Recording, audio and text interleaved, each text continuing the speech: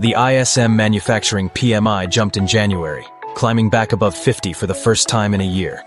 That's certainly attention-getting, but focusing on just one indicator for 1 month is rarely the full story.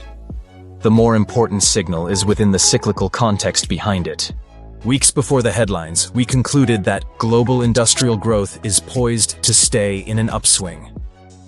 That view wasn't based on a single PMI print. Instead, it was grounded in a key sequence that we look for at turning points. First, we saw growth pick up in the global leading manufacturing index.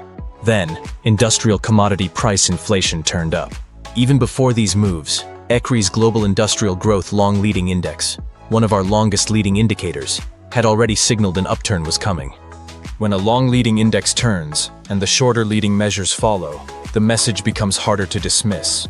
Looking at January's PMI data, it wasn't just the US showing strength. The S&P Global US Manufacturing PMI ticked up, and so did the PMIs for every G7 country, along with China and India. This doesn't look like an isolated pop. In cyclical context, it's a confirmation. Why does this matter? Industrial upswings tend to support global growth, and it often goes hand in hand with firmer industrial commodity prices. The more consequential question: when industrial momentum broadens, how and how quickly does it show up in inflation pressures? If you only watch one number, you'll miss the cycle. We'll keep tracking the drivers that determine whether this upswing remains growth supportive or starts to carry more inflationary consequences.